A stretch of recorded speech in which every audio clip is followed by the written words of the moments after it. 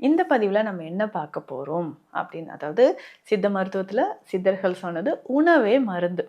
அப்படி ஹெல்த்தியா நம்ம சாப்பிடக்கூடிய விஷயங்கள பத்தி நம்ம பார்க்க போறோம். அதுல முக்கியமா எல்லாருக்கும் பிடிச்ச வெயிட் லாஸ் பண்ணணுமா? சுகர் இருக்கா?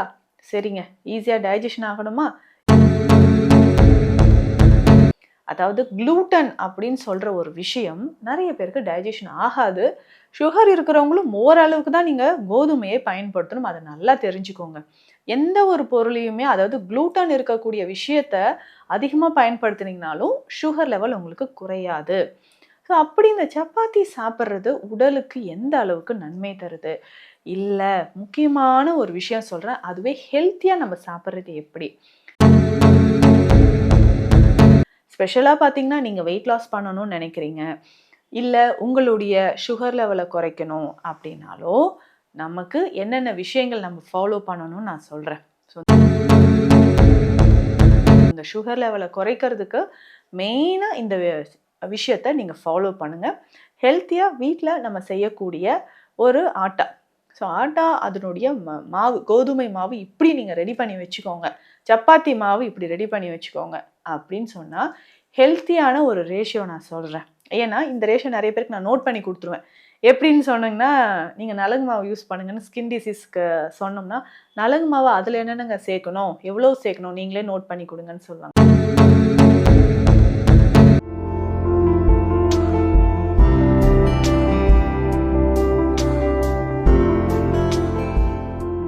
வணக்கம்.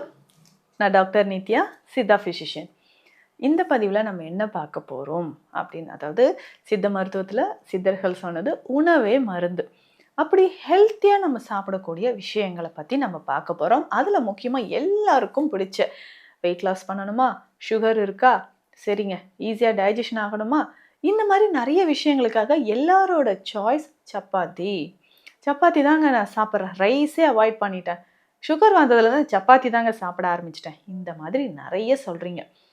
அதாவது குளூட்டன் அப்படின்னு சொல்ற ஒரு விஷயம் நிறைய பேருக்கு டைஜஷன் ஆகாது. சுகர் இருக்கிறவங்களும் ஓரளவுக்கு தான் நீங்க கோதுமையை பயன்படுத்தணும். அதை நல்லா தெரிஞ்சுக்கோங்க.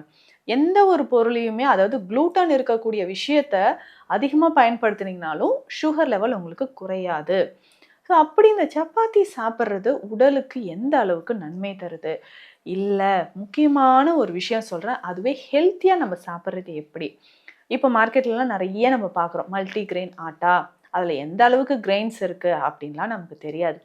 நம்ம உடலுக்கு தேவையான சத்துக்கள் எல்லாமே பார்த்தீங்கன்னா, நம்ம சாப்பிட்ற கார்போஹைட்ரேட்ஸ். இது ஃபர்ஸ்ட்டு நிறைய இதுதான் நம்ம சாப்பிட்றோம். அதுக்கப்புறம் தான் கால்சியம், புரோட்டீன்ஸ், ஸோ அந்த மல்டி விட்டமின்ஸ், ஃபைபர் கன்டென்ட் இருக்கிறது. ஸோ இந்த மாதிரி மைக்ரோ நியூட்ரியன்ஸ் இருக்கக்கூடிய விஷயங்கள அதிகமாக நம்ம சேர்த்து எடுக்கும்பொழுது தான் உடலுக்கு முழுவதுமான சத்துக்கள் கிடைக்குது. ஸ்பெஷலா பார்த்தீங்கன்னா, நீங்க வெயிட் லாஸ் பண்ணணும்னு நினைக்கிறீங்க. இல்ல உங்களுடைய சுகர் லெவல குறைக்கணும் அப்படின்னாலோ, நமக்கு என்னென்ன விஷயங்கள் நம்ம ஃபாலோ பண்ணணும்னு நான் சொல்றேன். ஸோ இந்த சுகர் லெவல குறைக்கிறதுக்கு மெயினா இந்த விஷயத்த நீங்க ஃபாலோ பண்ணுங்க. ஹெல்த்தியா வீட்ல நம்ம செய்யக்கூடிய ஒரு ஆட்டா. ஸோ ஆட்டா அதனுடைய மாவு, கோதுமை மாவு இப்படி நீங்க ரெடி பண்ணி வச்சுக்கோங்க. சப்பாத்தி மாவு இப்படி ரெடி பண்ணி வச்சுக்கோங்க அப்படின்னு சொன்னா, ஹெல்த்தியான ஒரு ரேஷியோ நான் சொல்றேன். ஏன்னா, இந்த ரேஷியோ நிறைய பேருக்கு நான் நோட் பண்ணி குடுத்துருவேன். எப்படின்னு சொன்னீங்கன்னா, நீங்க நலங்கு மாவு யூஸ் பண்ணுங்கன்னு ஸ்கின் டிசீஸ்க்கு சொன்னோம்னா, நலங்கு மாவு அதில என்னென்னங்க சேர்க்கணும்? எவ்வளோ சேர்க்கணும்? நீங்களே நோட் பண்ணி குடுங்கன்னு சொல்லுவாங்க. அப்ப நலங்கு மாவுக்கு என்னென்ன பொருள், என்னென்ன மூலிகை, எவ்வளோ நீங்க சேர்க்கணும்னு நோட் பண்ணி தர மாதிரி, எனக்கு இதுவும் நோட் பண்ணி குடுங்கன்னு நெறைய பேர் நீங்க கேட்டு நான் எழுதி குடுத்துருக்கேன். ஸோ இந்த அளவுப்படி நீங்க ரெடி பண்ணி சாப்பிடுங்களேன். சப்பாத்தி சாப்பிட்டு பாருங்க நைட்ல. நார்மலா வெறும் கோதுமை மாவோ, இல்ல நீங்க கடையில வாங்கக்கூடிய மாவோ சாப்பிட்றதுக்கு பதிலா இத சாப்பிட்டு பாருங்கன்னு சொல்லி நல்ல ரிசல்ட் கிடைக்குது. ரொம்ப நேரம் பசி எடுக்காம இருக்கு. அதே மாதிரி நெஞ்செரிச்சல்லாம் எதுவும் வரலைங்க. சில நேரம் நான் நைட் சப்பாத்தி சாப்பிட்டு படுத்தேன்னா, கொஞ்ச நேரத்திலே அப்படியே எதிர்த்துட்டு வர மாரி இருக்கு. கிட்ஸுக்கு நீங்க தாராளமா இத குடுக்கலாம். 1 வயது குழந்தையில இருந்தே இத நீங்க தாராளமாக, குழந்தைகளுக்கெல்லாம் பார்த்தீங்கன்னா, நெய் விட்டு இத நல்லா சப்பாத்தி ரெடி பண்ணி, பால் விட்டு பால்ல ஊற வச்சு, கொஞ்சமா நாட்டு சர்க்கரை சேர்த்து எடுத்து குடுத்து பாருங்க. நல்ல ரிசல்ட். குழந்தைகள் நல்லா விரும்பி சாப்பிடுவாங்க. உடல் எடை நல்ல ஆரோக்கியமாக நமக்கு அதிகரிக்கும். சரிங்க, இது ரெடி பண்ணுறதுக்கு நமக்கு என்னென்ன பொருட்கள் நமக்கு தேவை அப்படின்னு நான் சொல்கிறேன். ஸோ எல்லாருமே இதை வந்து நீங்கள் யூஸ் பண்ணலாம். சுகர் பேஷண்ட்ஸாக இருக்கட்டும், ஆஸ்டியோஆர்த்ரைட்டிஸ் இருக்குது அப்படின்றவங்க, உடல் பலவீனமாக இருக்குது, வெயிட் லாஸ் பண்ணணும், எல்லாருமே இதை நீங்கள் யூஸ் பண்ணிக்கலாம். ஸோ 2 கிலோ அளவுக்கு நீங்கள் முதல்ல கோதுமை எடுத்துக்கோங்க. கோதுமை வந்து ஒரு 2 கிலோ நீங்கள் எடுத்துக்கிட்டிங்கன்னா மற்றது எல்லாமே நான் சொல்கிற அளவுப்படி இதனோட சேர்த்துக்கலாம். ஸோ 2 கிலோ கோதுமை எடுத்து வச்சுக்கோங்க. இதனோட நம்ம வேறு என்னென்ன சேர்க்க போகிறோம்? வெள்ளை சோளம் இருக்குது பார்த்தீங்களா, 200 கிராம் எடுத்துக்கோங்க. ஸோ வெள்ளை சிறு சோளம். ஸோ இது காலப்போக்கில் நம்ம மறந்துட்டோம். சோளம் அப்படின்னாவே நல்ல மஞ்சள் நிறத்தில் இருக்கக்கூடியது. அதுவும் இப்போ அமெரிக்கன் ஸ்வீட் கார்ன் வந்துருச்சு, என்னென்னவோ வந்துருச்சு. அந்த வெள்ளை சிறு சோளம் நல்ல ரிச் ஃபைபர், கால்சியம் எக்கச்சக்கமாக இதில் இருக்குங்க. ஸோ சர்க்கரை நோயாளிகளுக்கு அந்த சோள சோறுலாம் சாப்பிடுவாங்க, அவ்வளோ நல்லது, உடலுக்கு நல்ல ஒரு ஆரோக்கியத்தை தரக்கூடியது வெள்ளை சோளம். அடுத்ததாக கம்பு. கம்பும் ஒரு 200 கிராம் அளவுக்கு நீங்கள் எடுத்துக்கணும். ஸோ கம்பும் பார்த்தீங்கன்னா உடலுக்கு நல்ல குளிர்ச்சி தரக்கூடியது, நரம்புகளுக்கு வலிமை சேர்க்கக்கூடியது தாராளமாக. அடுத்ததாக இதே மாதிரி 200 கிராம் அளவுக்கு கேழ்வரகு நீங்கள் எடுத்துக்கோங்க. கேழ்வரகு ரொம்ப முக்கியமானது. ஸோ இதுவுமே சுகர் குறைக்கிறதுக்கும் சரி, எலும்புகள் வலிமையாக இருக்கிறதுக்கும் சரி 200 கிராம் அளவுக்கு எடுத்துக்கணும். சரிங்க, அடுத்தது கொள்ளு. ஸோ நம்ம எல்லாருக்குமே வந்து வெயிட் லாஸ் பண்ணணுன்றவங்க கொள்ளு இல்லாமல் சாப்பிடவே மாட்டோம். 200 கிராம் அளவுக்கு கொள்ளு எடுத்துக்கோங்க. அதே சமயம் 200 கிராம் அளவுக்கு பார்லி இதனோட சேர்த்து எடுத்துக்கணும். அடுத்ததாக கொண்டைக்கடலை, கருப்பு கொண்டைக்கடலை. ஸோ ரிச் ப்ரோட்டீன் இருக்குது.